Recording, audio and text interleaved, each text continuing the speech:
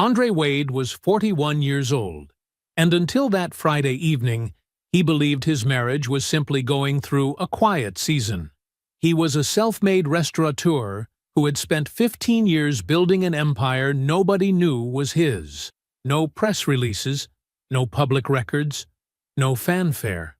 Just discipline, patience, and a five-star restaurant in the heart of the city that bore his fingerprints on everything except the paperwork. That night, his floor manager pulled him aside before he could reach the kitchen. His wife was seated at table 41, in a red dress he had never seen before, across from a man who had ordered the tasting menu, ordered the wine pairing, and was touching her hand like he had already won something. Andre stood at that security monitor for exactly 4 minutes. Then he straightened his jacket and walked onto his own dining room floor. What he did next would cost them both everything they thought they had secured, but neither of them saw it coming. Before we jump into the story, comment where in the world you are watching from and subscribe, because tomorrow's story is one you need to hear. The commissary kitchen smelled like roasted garlic and clean steel. Andre Wade moved through it the way he moved through everything, unhurried, precise, his eyes catching details that other people missed. A prep container stacked at the wrong angle, a cooler door that wasn't quite sealed, a new hire who had trimmed the herbs correctly but left the stems too long. He said nothing about that last one. He just picked up a stem, held it next to the correct length, set it down beside the kid's cutting board, and moved on. The kid would figure it out. That was how Andre taught. Not with speeches, with presence. The kitchen was 3,000 square feet of organized hustle, 6 prep stations, 2 walk-in coolers, a blast chiller that had cost more than his first car, and a loading dock that took in deliveries 6 mornings a week. This was where the real work happened. Not at Verse, with its low lighting and $40 plates. Here, in this loud, fluorescent room that smelled like real food and real labor. He had built it from nothing. Not from a loan his parents co-signed, not from a trust fund or an inheritance, from 15 years of double shifts, saved wages, and decisions that kept him up at night until they didn't anymore. A framed photo hung near the back office door. His grandmother Gwen's kitchen, small, yellow-walled, a cast-iron skillet hanging above the stove. He had taken the photo himself years ago on a disposable camera. It was the first thing he'd hung when he opened this place. Every morning it reminded him where cooking actually came from. He settled at the desk in his back office and pulled up the invoice stack. Thursday nights were for numbers. He went through them the same way he prepped a plate, methodically, looking for anything that was off. A produce supplier had bumped their delivery fee by 4% without notice. He flagged it. He would call them in the morning, calmly, and they would reverse it. They always did. People who did business with Andre Wade tended to stay in line, not because he was loud about it, but because he paid on time, treated their drivers with respect, and they knew he was paying attention. His operations manager, a tall woman named Priya, knocked on the open door. Inventory counts done. We're good on dry storage. Protein order for the weekend catering job is confirmed. University or hospital? Andre asked without looking up. University. The alumni dinner. He nodded. Make sure the dietary restriction list goes to Marcus tonight, not tomorrow morning. He needs the full window to prep. Already sent. Good. She left. He went back to the invoices. This was his empire, not a loud one. Not the kind that put his face on billboards or got him quoted in business magazines under his full name. By design, Andre Wade appeared almost nowhere on paper. The commissary operated under one LLC, Verse under another, Crestline Hospitality Group. The 3 commercial properties he owned were held in a family trust, with his brother Curtis listed as property manager. His grandmother had taught him that a long time ago, sitting in that yellow kitchen, stirring a pot of something that filled the whole house. Real power doesn't announce itself. He believed that completely. He had built his whole life around it. At 6:48 he picked up his phone and called Diane. It rang 4 times. "Hey!" Her voice was even, professional, almost, the way she answered work calls. "Hey," he said. "I'm wrapping up here. Thought I'd see if you wanted me to pick something up on the way home. Or I can cook." A brief pause. "I actually have a thing tonight. Late work function. Don't wait up." "What kind of function?" "HR leadership dinner. New VP is in from the regional office." "Okay," he said. "You eat yet?" "I'll eat there. It's fine." "All right." "Don't make a big thing of it," she added, though he hadn't made anything at all. "I'm not," he said. "Just asking." She said goodbye, and the call ended. He looked at the phone for a moment, then set it face down on the desk. He went to his own cooler, the one in the back corner of the commissary, where he kept things separate from inventory, and pulled out a container of braised short rib he'd made Tuesday. He heated it on the stovetop in the small side kitchen, added a spoonful of the pan sauce, let it come back to temperature properly. He ate standing at the counter, alone, reading over weekend schedules between bites. The food was excellent. He had made sure of that. This was the part he didn't examine too closely. Eating alone, the quiet of the kitchen after the staff had gone home, the particular shape of a Thursday night that had started to look a lot like every other night. It didn't have a name yet, this feeling. He hadn't given it one. He just moved through it the way he moved through everything. He washed his dish, dried it, put it back exactly where it belonged. He locked up at 8:30. The city spread out ahead of him as he pulled onto the main road. Lights on glass, traffic thinning, the kind of Thursday night that blurred into Friday without ceremony. The car was quiet, heavier than it should have been for a man driving home alone. He didn't turn on the radio. Verse didn't look like something Andre Wade built. That was the point. From the outside, it was a converted brick building on a downtown corner. Warm light bleeding through tall windows, a simple brass sign above the door that said nothing except the name. No stars listed, no awards mentioned. The kind of restraint that told people who knew things exactly what kind of place it was. Inside, it was all dark wood and candlelight, and the kind of quiet that expensive restaurants work very hard to manufacture. 44 covers. A tasting menu that changed with the season. A sommelier named David, who had turned down 2 other offers to stay. The kind of room where people came to mark the moments of their lives. Engagements, anniversaries, promotions, goodbyes. Andre came in through the back, as always. He used his key on the service entrance off the alley, nodded to the dishwasher running a full rack near the door, and moved down the narrow corridor toward the kitchen. The smell hit him first. Something with brown butter and fresh thyme. Something else underneath it. Rich and slow. Marcus was running a good service. He could tell just from the air. He hadn't made it to the kitchen door. Chef. The voice belonged to Raymond, his floor manager, a precise, composed man who had worked for Andre for 6 years and rarely showed anything on his face that wasn't meant to be there. But tonight, his face was doing something uncomfortable.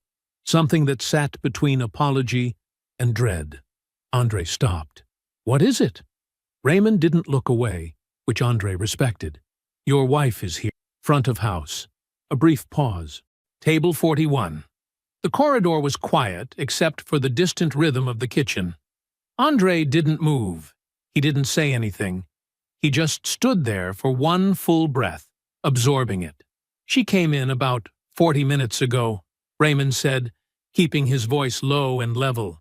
"I didn't know whether to call you or—" "You did right," Andre said. His voice was steady. "Show me the monitor." The security monitor was mounted in the small alcove off the main kitchen. A 4-panel screen fed by cameras covering the dining room, bar, entry, and back corridor. Andre had insisted on it 3 years ago after a liability incident near the bar. At the time, Nadine had told him it was a smart move. He hadn't known how right she was. He found Diane on panel 2.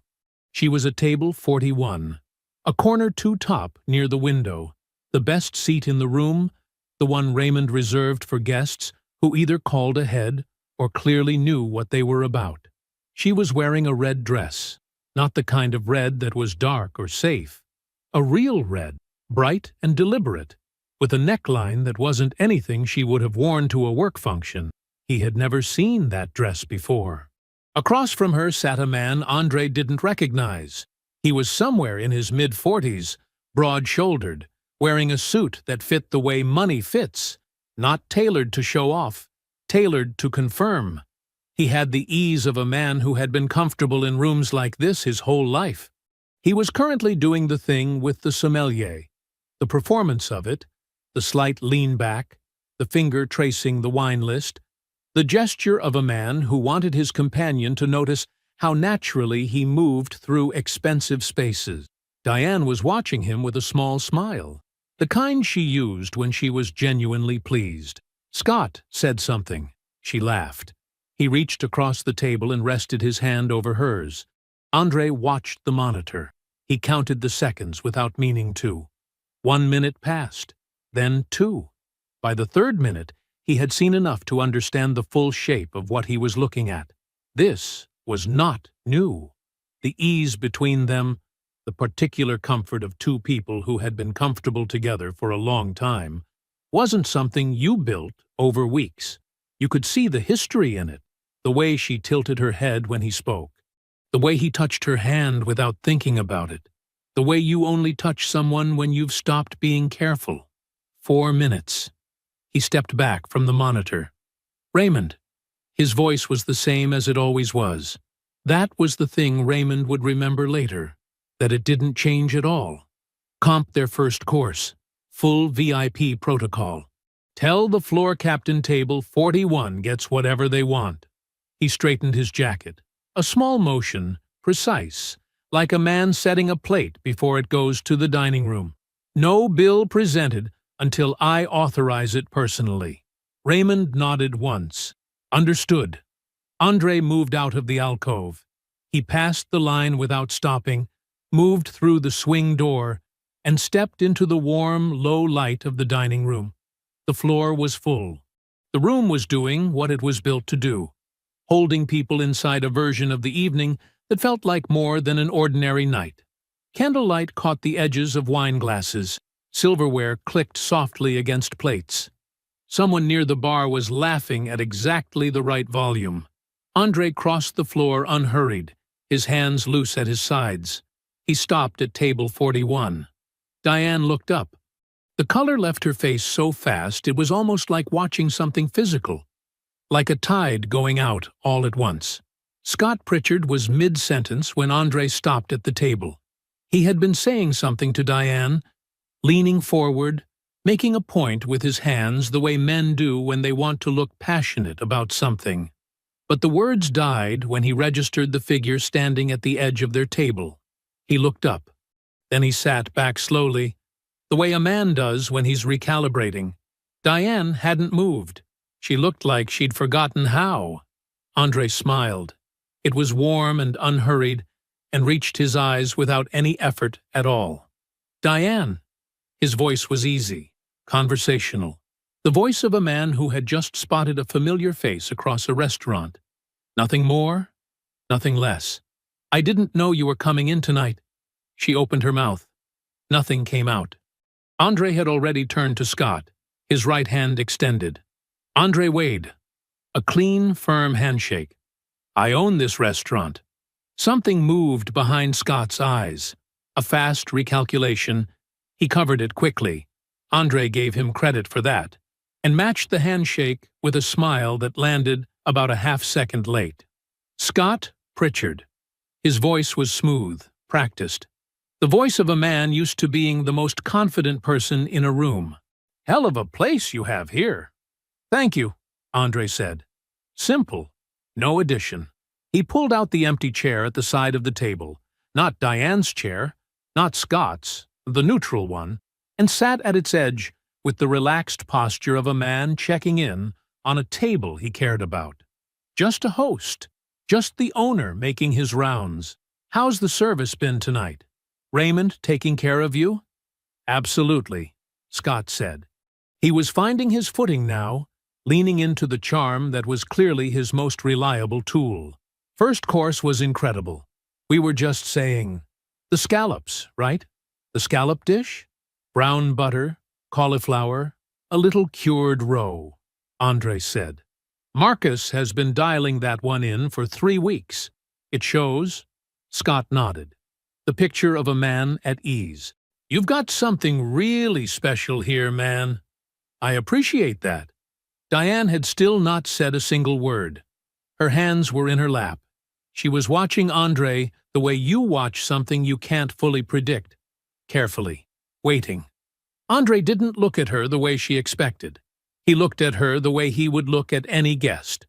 Pleasant, attentive, completely unreadable. You both enjoy the rest of your evening, he said. He stood from the chair with the same ease he had sat in it. Then he reached into the inside pocket of his jacket and produced a business card. Thick stock, embossed lettering. He set it on the table between them, face down. If you need anything at all, have Raymond find me. He didn't wait for a response. He turned and walked back across the dining room at the same unhurried pace, hands loose at his sides, nodding once to the floor captain near the bar without breaking stride. The back office was small. A desk, a lamp, a filing cabinet, and a framed photo on the wall of a woman in an apron standing in a narrow kitchen. Gwen Wade, 30 years younger, laughing at something just off camera. Andre closed the door behind him. He stood in the middle of the room for a long moment. Then he pulled out the chair and sat down. The adrenaline was breaking. He could feel it. The slow, heavy crash of it, moving through his chest like cold water, filling a space that had just been emptied out. His hands were on the desk, and they were perfectly still. But something behind his ribs was not still at all. It was the red dress. It was the way Scott's hand had covered hers. It was 3 years of work functions and long nights and dinners he had eaten alone without pressing her, because he had respected her, because he was the kind of man who gave people room. He breathed in. He breathed out. He picked up his phone. Curtis answered on the second ring. Hey, I need you available this weekend. Andre kept his voice level. Don't ask questions yet. A pause. Okay, Curtis said. Just that. He knew his brother well enough to know when to wait. Andre hung up. He scrolled to the next name and called Nadine. She answered the way she always did. Direct, no preamble. Pull up the full asset inventory, Andre said. All of it. I want to know exactly where everything stands. Legally. Every LLC, every trust, every account. A brief silence. When Nadine spoke, her voice was the same steady instrument it always was. I'll have it ready. Thank you. He ended the call and sat for a moment longer in the small office with his grandmother's photo on the wall, the faint sounds of the kitchen pressing through the door, the low percussion of a Friday service running clean and well. Then he stood, straightened his jacket, and walked out. The house was dark when he pulled in. He moved through it without turning on lights, undressed quietly in the bathroom, and got into bed. He was on his side, facing the window, when he heard Diane's key in the door 40 minutes later. Her footsteps on the stairs, the soft sound of her getting ready for bed in the bathroom down the hall. She came in. She got into her side without a word. He said nothing. The room was dark and completely silent. Andre lay still, eyes open, and began to think. Diane was gone before 7. Andre heard her. He'd been awake since 5, lying still in the gray morning quiet, listening to the house breathe.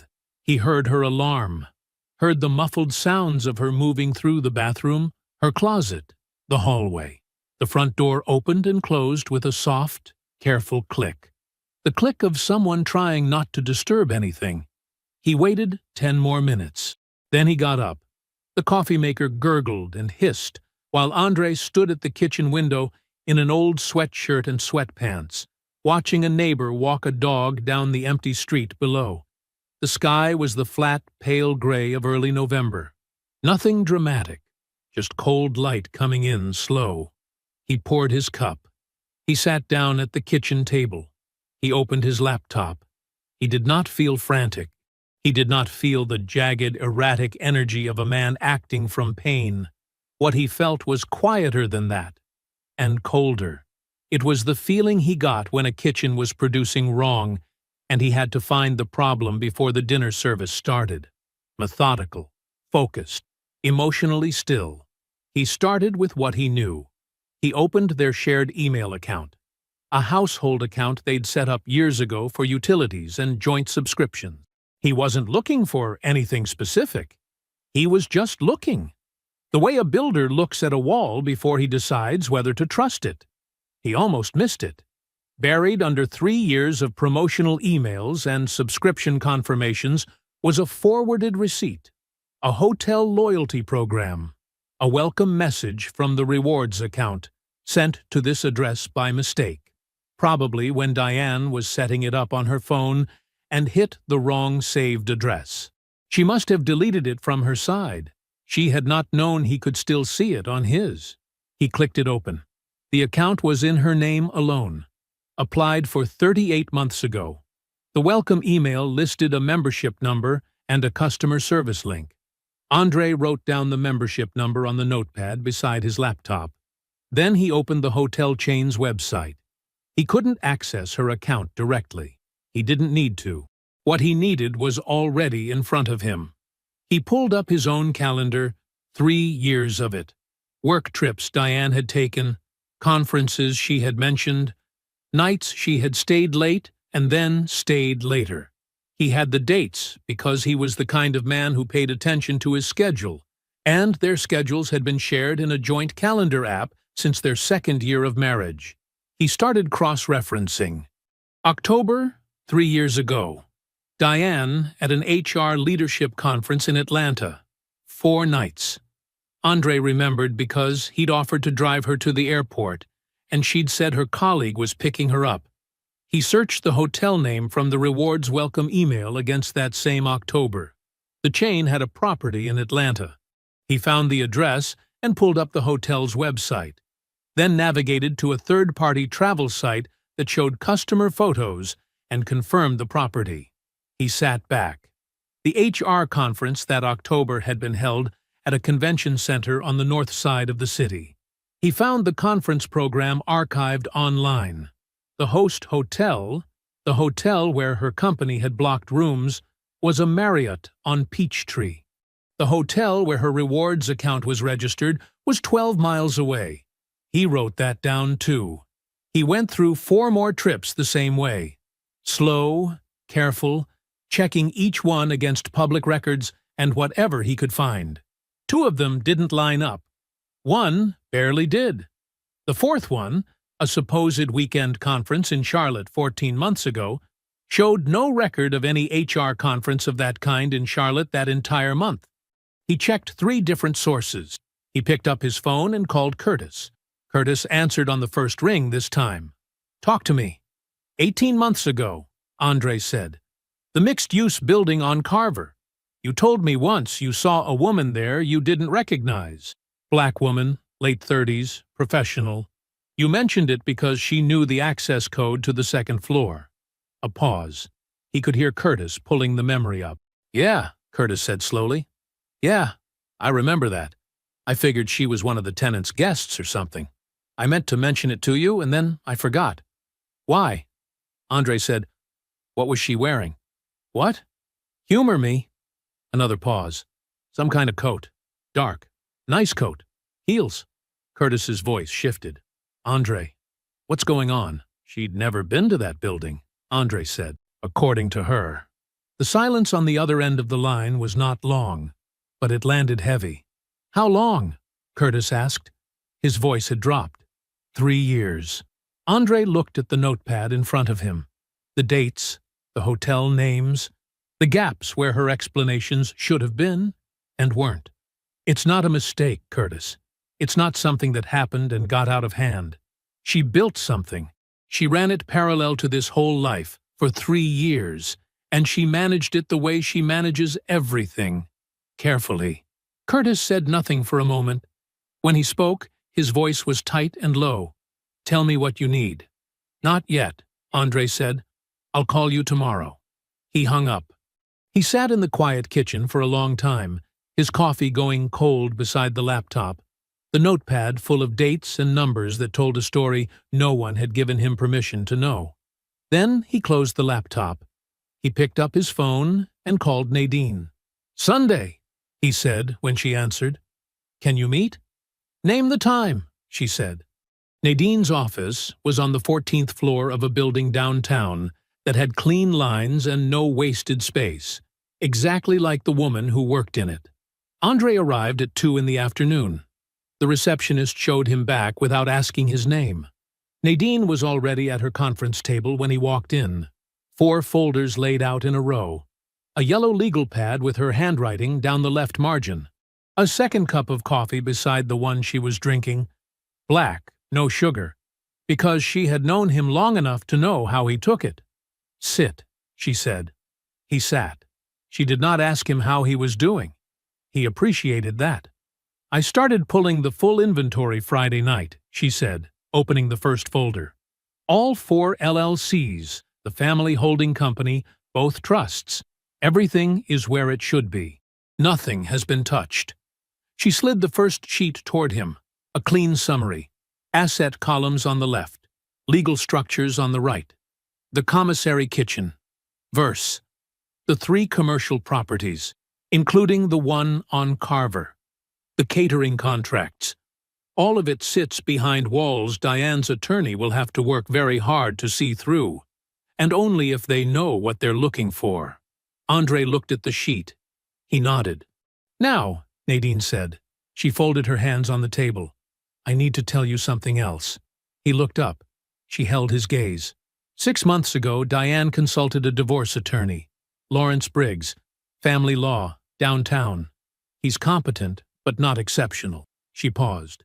"I have a contact in the legal community. The information came through professional channels, and it's verifiable."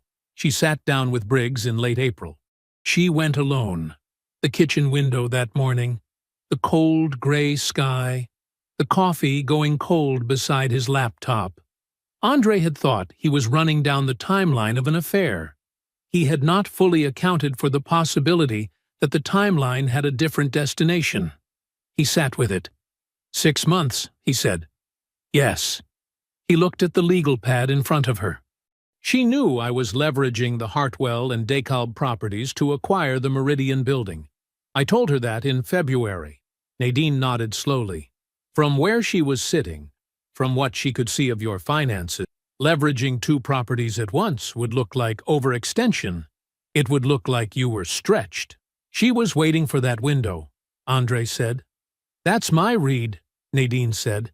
She wasn't planning to leave in a crisis. She was waiting for a moment when she believed you were most exposed, when a divorce settlement would catch you off balance. She let that land without decoration. She was going to initiate, on her timeline, when she thought your hands were full. The room was quiet. Outside, 14 floors down, the city moved at its regular pace.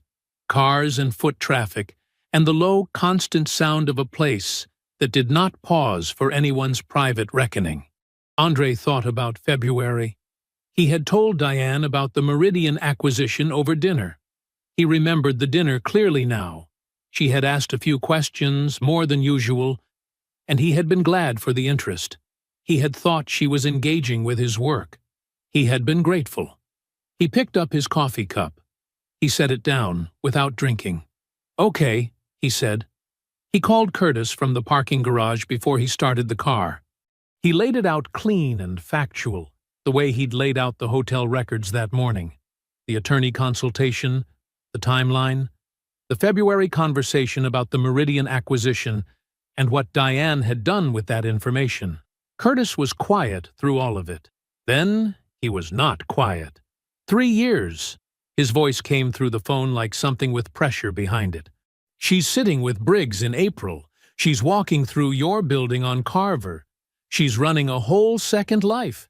And she's just waiting for you to be—" He stopped, started again. "Andre, what she did. I want to—" "No," Andre said. "I'm just saying—" "Curtis." Andre's voice was even, not cold, just flat and certain, the way a wall is certain. No noise, not yet. A long exhale on the other end. Then, "Okay. Tomorrow," Andre said. "We meet with Nadine together, all three of us. I'll explain everything then." He hung up. He sat in the dim concrete quiet of the parking garage for a moment. Then he started the car. Gwen lived 20 minutes away, in the same house she had lived in for 31 years. The porch light was already on when Andre pulled up, even though it was barely 5 o'clock. She always kept the porch light on. She opened the door before he knocked. She looked at his face. She did not say anything about what she saw there. She just stepped back and let him in. The house smelled like it always smelled. Something warm, something with onion in it, the particular wood and fabric smell of a home that had been cared for a long time. She put the kettle on without asking. He sat at her kitchen table. The same chairs. The same window above the sink that looked out on the narrow backyard with the garden she kept through spring and summer. She brought the tea. She sat across from him. He didn't tell her everything. He told her enough. She listened without interrupting, her hands folded around her own cup, her eyes steady on his face the whole time. When he finished, the kitchen was quiet. Gwen looked at him for a long moment. "Whatever it is," she said, "don't let it make you small." Her voice was unhurried, certain. "You were never built for small." Andre looked at his cup. He sat with that for a long time. The folders from Saturday were still on the conference table. Nadine had added more overnight. Andre counted 6 stacks before he sat down. Curtis pulled out the chair beside him, dropped his jacket over the back, and looked at the spread, the way a man looks at something that is bigger than he expected it to be. "All of this is his?" Curtis said. "All of this is his," Nadine said. She was already standing at the head of the table, legal pad in hand. She did not say it with pride or drama. She said it the way you state the weather. Curtis looked at Andre. Andre said nothing. He turned over the top page of the nearest folder and began to read. Nadine walked them through it methodically, starting from the outside and working in. The outermost layer was the simplest, verse, publicly operated by Crestline Hospitality Group LLC. Andre's name appeared nowhere on any public-facing document. His role was listed internally as silent partner and culinary consultant, identified only by initials on operational paperwork. Diane knew he had a financial interest in a restaurant. She did not know the depth of it, and she had never asked in a way that suggested she wanted to. Below that was the commissary kitchen, held under a separate LLC, AW Commercial Kitchen Partners. Below that, the 3 commercial properties, each sitting inside its own entity under the family holding company, Crestline Capital Group. Curtis was listed as a secondary stakeholder in the holding company, which Nadine had structured that way deliberately from the beginning. "Which means," Nadine said, capping her pen, "that a significant portion of Andre's real estate portfolio has a co-ownership structure with a non-spouse party, established years before any divorce filing, all of it properly disclosed to the IRS, all of it legitimate." She looked across the table at both of them. Diane's attorney, Lawrence Briggs, is working from what Diane told him. Diane's picture of Andre's finances is based on what she saw inside this marriage. Joint accounts, his stated income, the house. She paused. She did not see the rest. Curtis leaned back in his chair. "So Briggs doesn't know what he doesn't know. He hasn't dug," Nadine said. "And he won't know to dig unless someone tells him what to look for. Diane can't tell him what she doesn't know exists." The room was quiet for a moment. "There are also 2 property transfers," Nadine continued. She opened the second folder from the right and turned it toward Andre. These have been on my calendar for months. Routine business moves, repositioning two of the Crestline Capital assets into a revised holding structure. Nothing reactive, nothing new. I had planned to execute these in the fourth quarter. She set her pen flat on the table. I'm going to accelerate the timeline. Both transfers will be completed before any discovery process begins. Every document will show exactly what it is. A pre-planned business transaction with a paper trail going back 8 months. Clean, legal, and filed correctly. Andre reviewed the sheet. He looked up. How long? I can have both done by end of week, Nadine said. He nodded. Do it. Curtis had brought something of his own. He pulled out his phone, scrolled briefly, and set it on the table face up. Guy named Raymond Tate. He runs a mid-size commercial contracting outfit. Works adjacent to Scott's development circle. Not a friend of his, more like a competitor with a long memory. Curtis folded his hands. Raymond mentioned to me last month, before any of this, that Pritchard's been running personal expenses through his development company accounts. Hotels, travel that doesn't connect to any active project, meals billed as client entertainment, with no matching contracts. He paused. Raymond's detail-oriented, the kind of man who notices things like that. Nadine looked at the phone, then at Andre. Andre did not react immediately. He picked up his coffee, drank, and set it down. Then he thought about February, the dinner, the questions Diane had asked, the way he had been grateful for her attention. Who's the right person to have that information? He asked Nadine. She considered for exactly 3 seconds. I know someone at the State Contractor Licensing Board, former client. He takes compliance concerns seriously. She paused. Unofficially, pass it through the right channels, Andre said. Nadine made a single note on her legal pad. That was all. No speeches, no celebration. Just one small line of handwriting, and the quiet sound of something being set into motion. They finished by 4 in the afternoon. Nadine gathered the folders back into their stacks with the efficiency of a woman who had done this kind of work for 20 years and never once left a loose end on a table. Andre thanked her. He thanked Curtis. Curtis gripped his shoulder on the way out and didn't need to say anything else. Andre drove home through the gray Sunday light. He made a simple meal. Nothing elaborate, just rice and braised chicken the way Gwen had taught him.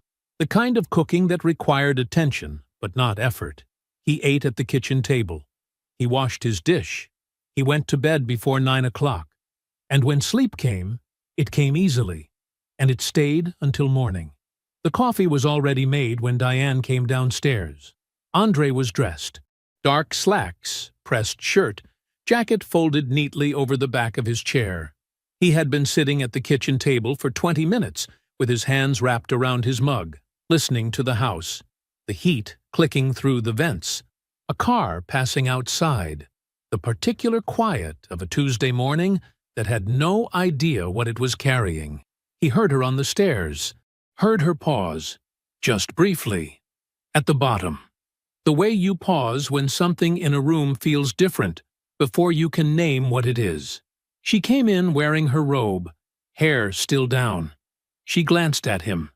He looked up and gave her the same small nod he had given her 1,000 Tuesday mornings before this one. "Morning?" he said. "Morning," she said.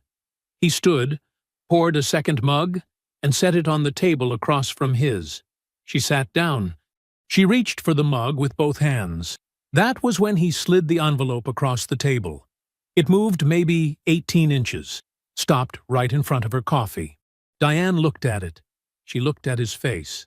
Andre sat back down. "Nadine filed this morning," he said. "On my behalf." The silence lasted about 4 seconds. Then Diane set her mug down carefully, the way a person sets something down when they are trying to slow their own pulse. She looked at the envelope again. She did not touch it. "Andre." Her voice was measured, controlled, the voice she used in professional settings when something had gone sideways and she needed to redirect. "This doesn't. We don't have to do this like this." He didn't answer. "We have 12 years," she said. "You don't make a decision like this without even talking to me. That's not who you are." "It's filed," he said. Not cold, not sharp, just true. She shifted.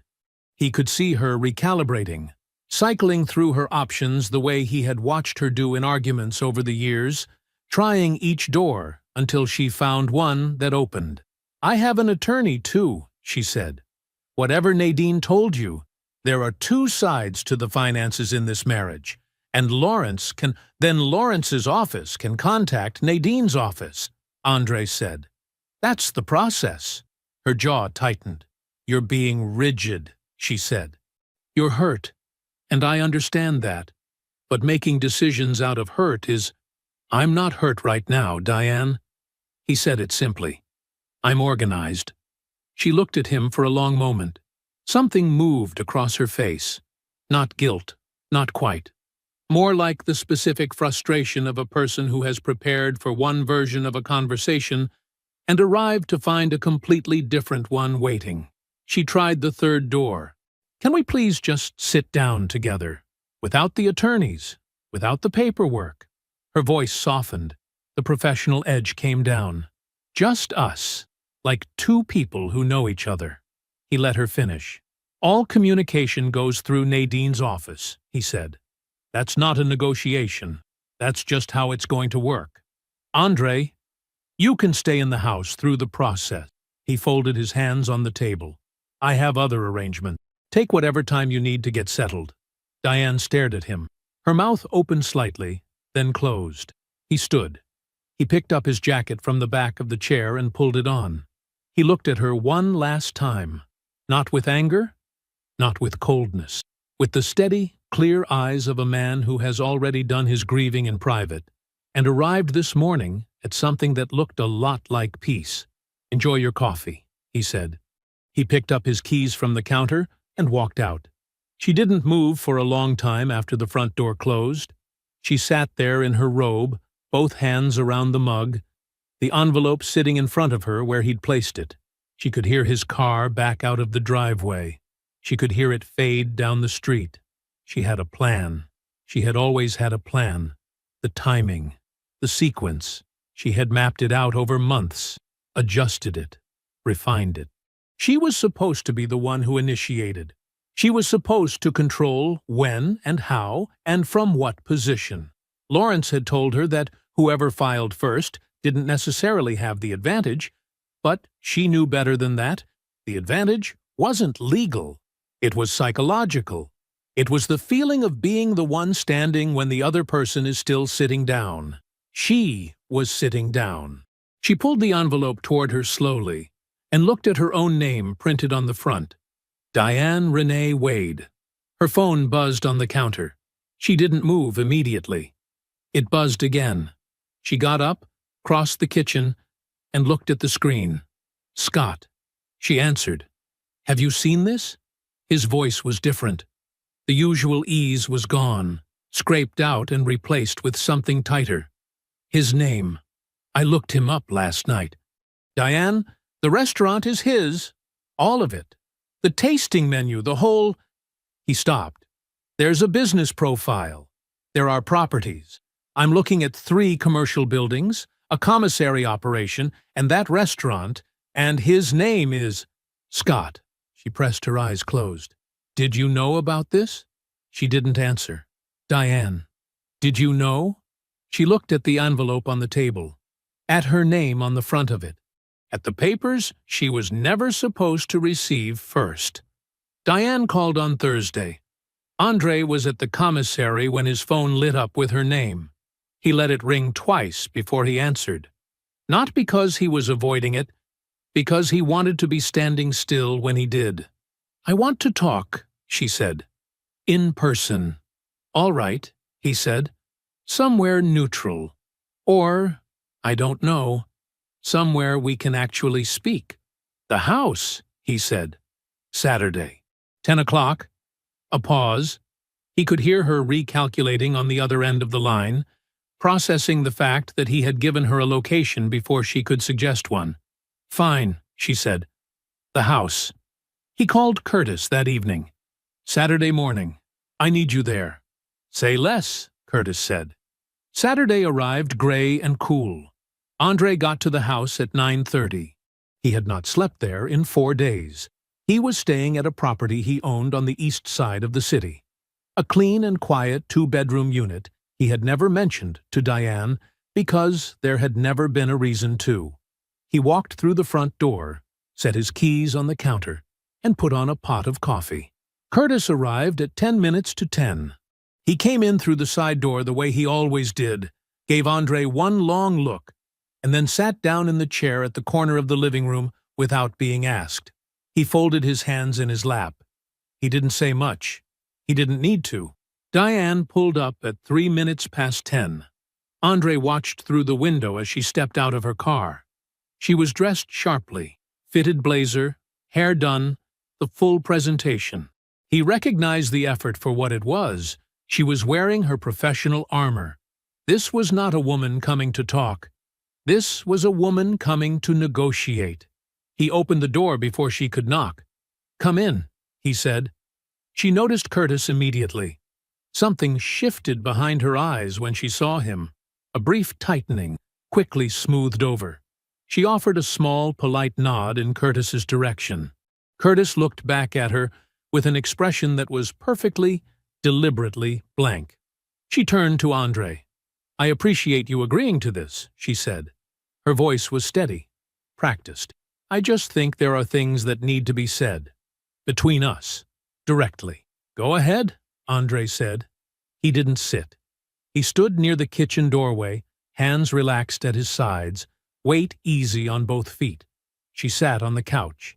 She placed her bag beside her and folded her hands the way people do when they are trying to appear calm rather than be calm. 12 years, she said. "That's not nothing, Andre. We built a life here. Real things. And I know you're angry. You have every right to be. But dissolving everything because of 3 years, he said. She stopped. "Not one mistake," he said. 3 years. The air in the room shifted. She looked down briefly, then back up. She adjusted. "Whatever the timeline," she said, "it doesn't erase what we had before that. You're letting this moment define the entire marriage, and that's not fair to either of us." He said nothing. He just waited. She shifted forward slightly on the couch. Her voice dropped into something more personal, more intimate, the armor trading itself in for something softer. "We were good together," she said. "For a long time. We were really good. You know that. And what happened? It wasn't about you not being enough. You were always. You worked so hard. And I saw that. I see that. I just got lost somewhere. People get lost." Andre's face was still. "People also find their way back," she added. "I'm not interested in that conversation," he said. Her jaw moved. She smoothed her blazer and tried the third door, the one he had already seen her go through on Tuesday. "You're overreacting to this." The softness was gone now. Her voice was back to its professional register, but with something new under it, something close to irritation. "I know what this looks like. I know how you're framing it. But you're making a permanent decision over something that doesn't have to be permanent. And honestly, Andre, the way you're handling this, the papers, the attorney, all of this, is making it worse than it has to be. Nadine's office is available Monday through Friday," he said. Her mouth pressed into a line. Then she shifted her weight. Something changed in how she was sitting. It wasn't defeat. It was recalculation. She was reaching for something she had probably been holding in reserve since she walked through the door. She looked at him carefully. "You have a very complicated business structure," she said. "LLCs, property transfers, accounts Lawrence is still trying to trace." She let that sit for a moment. "There are things in how you've arranged your finances that could look a certain way to the wrong person. Things that could complicate the proceedings significantly." The room was quiet. Andre looked at her. "Be specific," he said. She held his gaze. "Which accounts?" he said. "Which transfers? Which filings? Be specific, Diane." The silence stretched. She opened her mouth. Nothing came out, because she didn't have the specific. She had the shape of a threat, the outline of it, the suggestion, but the inside was hollow. Lawrence had told her the structure was complicated. She had taken complicated and tried to build a weapon out of it, but she didn't actually know what she was holding. And now, watching Andre's face, completely still, completely unafraid, waiting with all the patience in the world, she knew that he knew that too.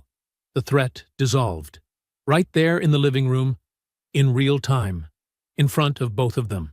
Andre nodded slowly. "The divorce proceeds," he said. "The house goes into a structured settlement. Nadine has already outlined the terms. Lawrence will have them by end of next week." He paused. "There's nothing left to negotiate in this room." Diane stood.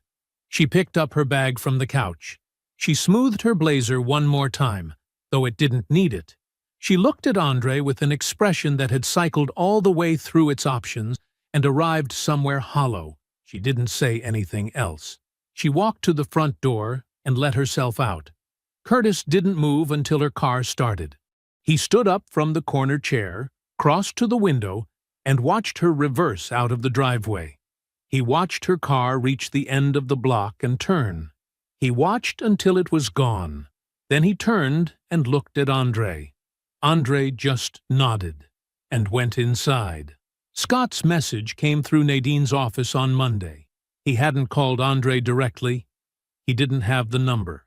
He had gone through the Verse website, found the general contact form, and left a message marked "Personal" for Mr. Wade. Nadine forwarded it to Andre with a single line of her own beneath it. "Your call. I'd advise once, public, brief." Andre read it at the commissary over lunch. He set his phone face down on the desk. He ate his food. Then he picked it back up and typed out a response through Nadine. Verse. Thursday. Noon. Thursday came in cool and bright. The city looked clean through the tall windows of the dining room, the kind of November light that made everything sharp and a little cold at the same time. Andre arrived at 11:30.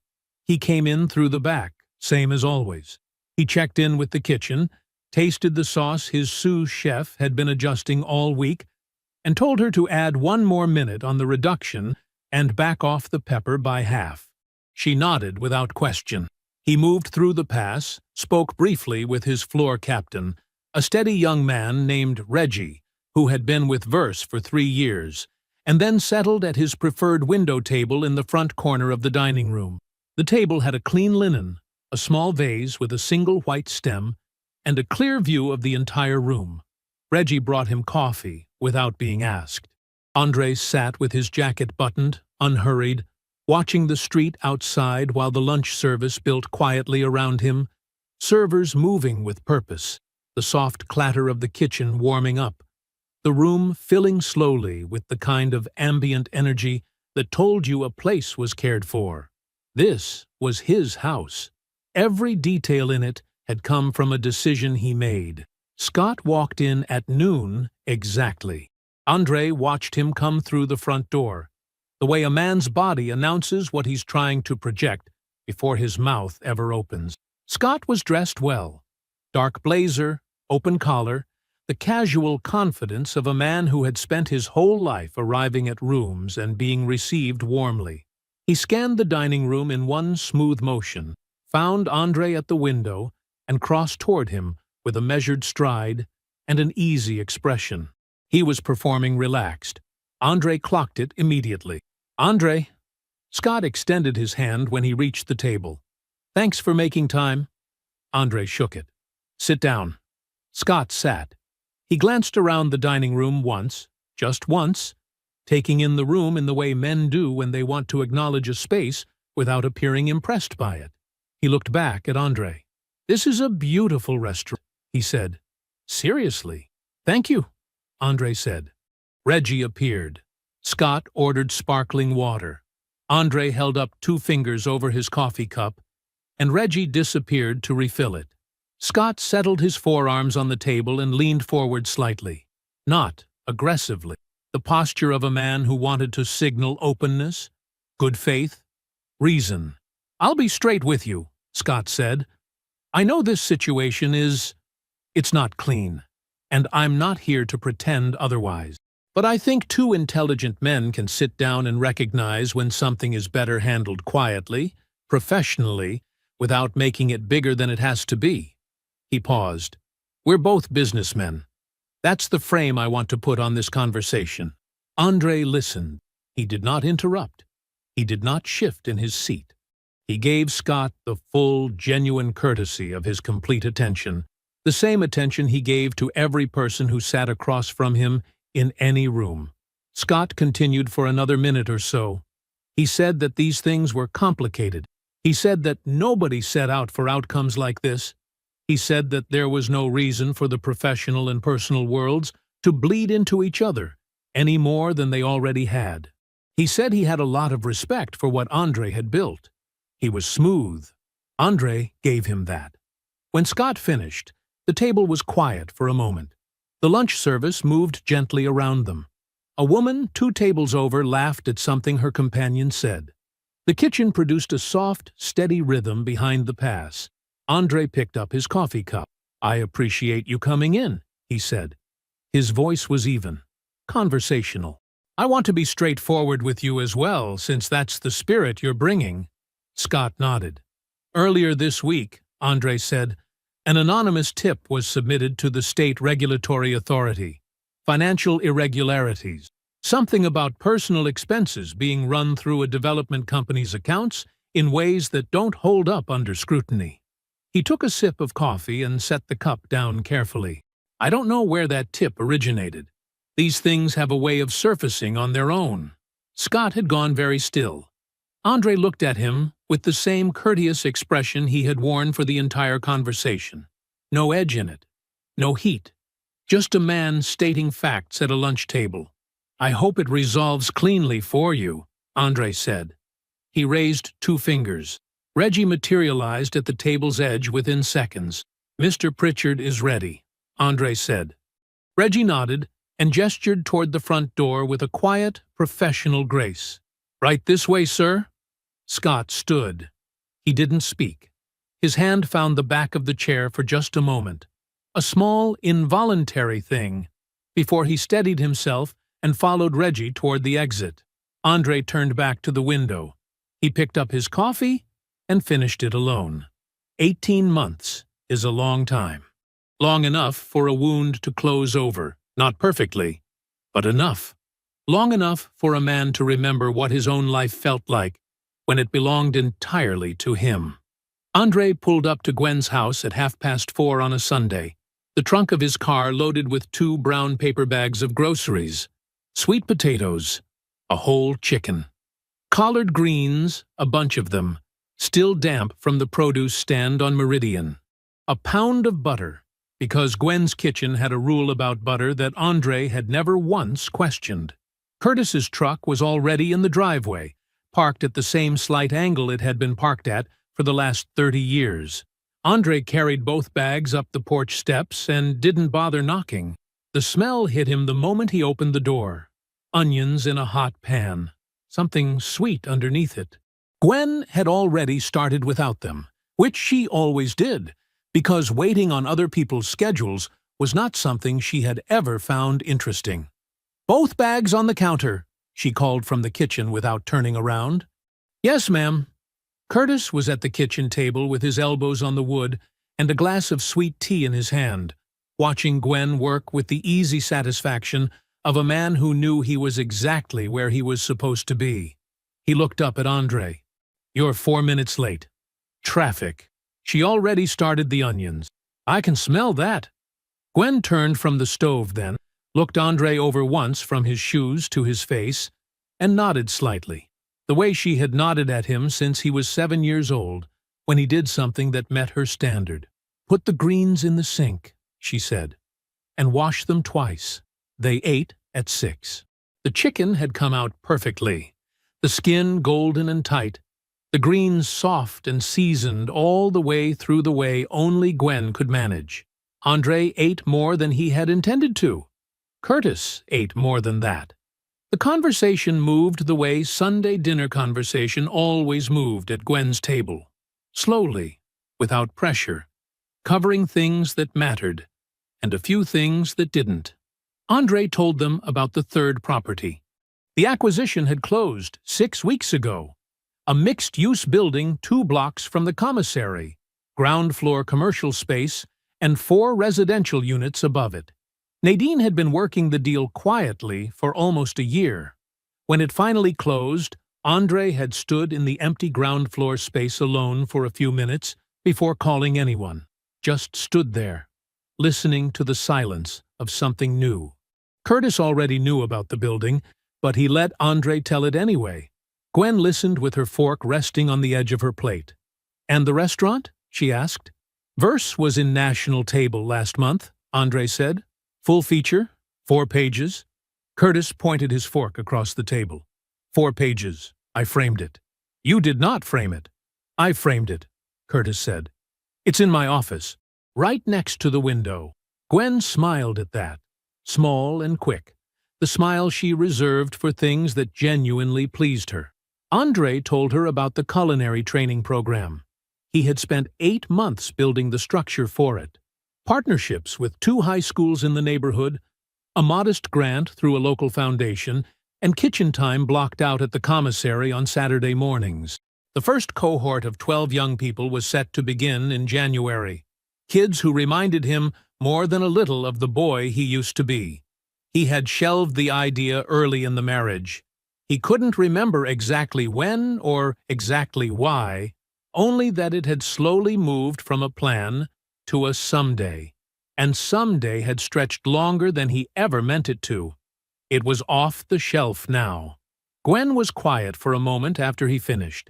She looked at him across the table the way she had always looked at him, not with surprise, but with a careful confirmation, like she was checking something against a measurement she had carried for years.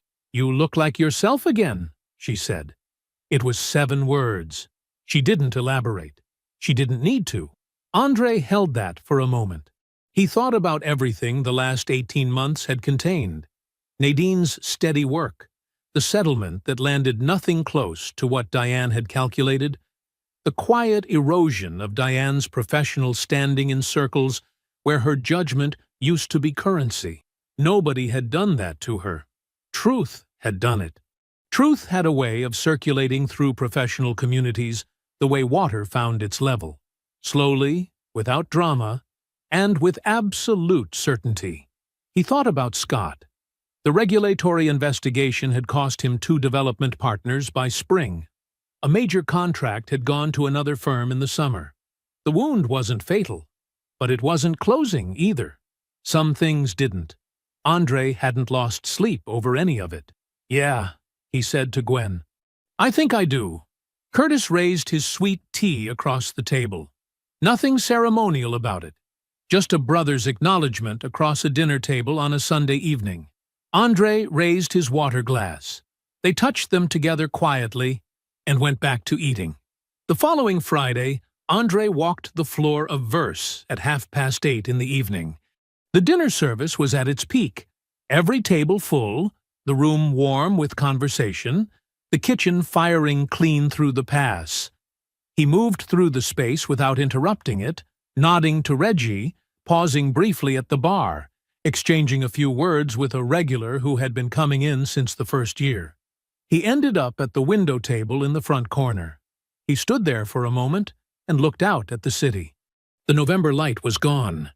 It was darker now, colder, the street outside lit by headlights and the glow of other buildings. The city moved at its own pace, indifferent and constant.